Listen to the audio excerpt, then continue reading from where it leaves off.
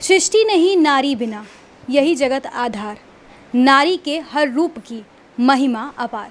जी हाँ, जिस तरह से इस मुहावरे में हम सुन सकते हैं कि किस प्रकार से सृष्टि में नारी का महत्व है, उसी प्रकार से एक बार फिर से झारखंड में हमारे साथ इस वक्त मौजूद है दीपिका, जिन्होंने पूरे झारखंड में जेपीएससी में 45वां रैंक लाकर हमारे धनबाद का नाम एक बार रोशन कर दिया है। सबसे पहले दीपिका, आपका बहुत बहुत स्वागत है और बहुत बहुत बधाई कि आपने धनबाद का नाम रोशन किया है। धन्यवाद, थैंक यू। आप लोगों को बता दें कि दीपिका मैरिड है, 2014 में इनकी शादी हुई है, इनका एक बेटा भी है। हम सीधा इनसे जानते हैं कि शादीशुदा होने के बावजूद भी घर के काम, बच्चे और उसके बाद पढ़ाई करके किस प्रकार से इन्होंने मैनेज किया और आज इतने अच्छे रैंक इन्हें हासिल हुए हैं। सबसे पहले तो जानना चाहूँगी कि शादी कितने साल हो गए, कितने दिनों से आप तैयारी करी थी, क्या आपने पहले से टारगेट सेट कर रखा था?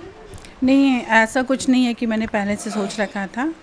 मुझे इसके बारे में उतनी जानकारी भी नहीं थी। एक दिन मैं नेट पे ही सर्च कर रही थी और नेट पे सर्च करते हुए इस पोस्ट के बारे में मुझे पता चला, तो बहुत ही अट्रैक्टिव लगा, क्योंकि ऐसा लगा कि बहुत अधिकार मिलते हैं आपको, जिससे कि आप लोगों का जीवन बदल सकते हैं और ख़ुद भी आत्मनिर्भर हो सकते हैं।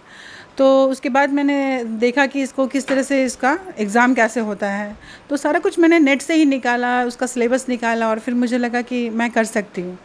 तो उसके बाद फिर मैंने ये जो है वो फिर मैंने चालू किया कि किस तरह से इसको एग्ज़ाम को जो है प्रिपरेशन करना होता है। तो पहले मैंने उसको सिलेबस को देखना चालू किया और फिर घर में काम करते हुए जो मेरा लीज़र पीरियड होता था उसी समय मैंने उसको करना चालू किया। फिर उसके बाद एक सर्टेन पीरियड के बाद फिर जब मुझे लगा कि 2020 में, तो मैंने 2020 से ही एक्चुअली पढ़ाई शुरू की है और उसके बाद 2021 में ये एग्ज़ाम हुआ और बस ये। उससे पहले कभी मैंने इसके प्रिपरेशन ना किया था, ना कुछ सोचा था, कुछ भी नहीं।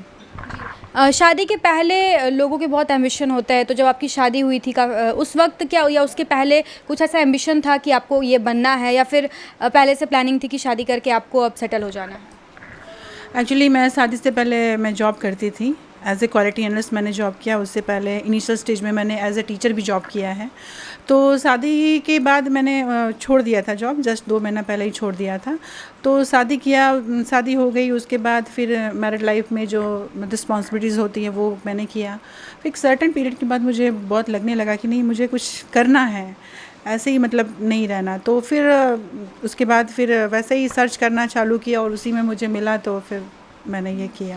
अब क्योंकि आपने जेपीएस में 45वां रैंक लाया है, अब आने वाले वक्त में आप लोगों के लिए, समाज के लिए और ख़ास करके महिलाओं के लिए क्या करने वाली हैं? कुछ अलग आपने सोच कर रखा होगा, कुछ आपका ऐसा मोटिव रहा होगा? हाँ, मैं शुरू से ही मैंने सोचा था कि इसलिए मैं एडमिनिस्ट्रेशन सर्विस में आना भी चाहती थी। और मुझे मेरे आसपास भी है बहुत सारे जानकार में, चाहे मेरी फ्रेंड हो, चाहे आसपास भी मैंने देखा है बहुत सारी महिलाएं जो है पीड़ित रहती है, या तो तलाक से पीड़ित रहती है, या घरेलू हिंसा से पीड़ित रहती हैं, या उनके साथ अगर कुछ ऐसी घटना हो जाती है तो उसके बाद जो होती महिलाएं बहुत असहाय हो जाती है, क्योंकि ना तो उनका, कहा जाता है ना कि ससुराल की भी नहीं रह पाती है, ना ही मायके की रह पाती है।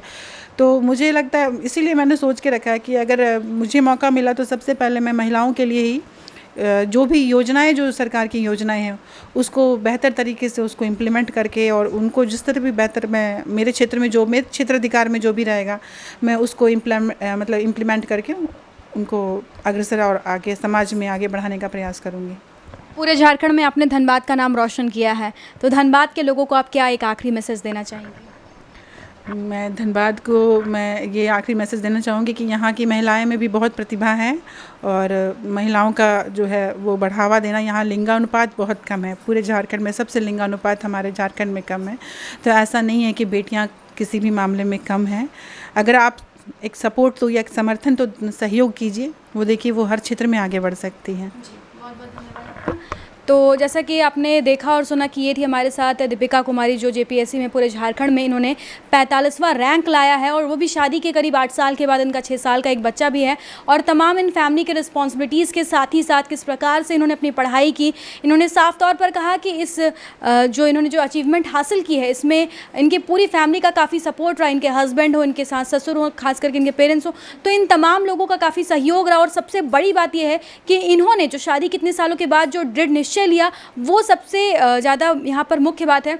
इसी के साथ हम अपने चैनल के माध्यम से तमाम उन महिलाओं को भी एक मैसेज देना चाहेंगे कि आप भी अगर शादी भी हो जाती है या शादी के पहले भी अपने करियर का चुनाव आप सही ढंग से करें। और ऐसा बिल्कुल भी नहीं है, क्योंकि यहाँ पे हमारे सामने एक साक्षात उदाहरण देखने को मिल रहा है कि शादी के इतने सालों के बाद भी अगर आप चाहें, अगर आपके अंदर काबिलियत है, अगर आपको लगता है कि आप कुछ कर सकती हैं, तो आप निश्चित तौर पर कर सकती हैं और अपना नाम और अपने साथ ही साथ अपने फैमिली और अपने परिवार वालों का नाम भी रोशन कर सकती हैं। ऐसे ही खबरों के लिए आप देखते रहिए द न्यूज़ पोस्ट। अपने सहयोगी प्रकाश के साथ Shambhavi Singh, the news post, धन्यवाद।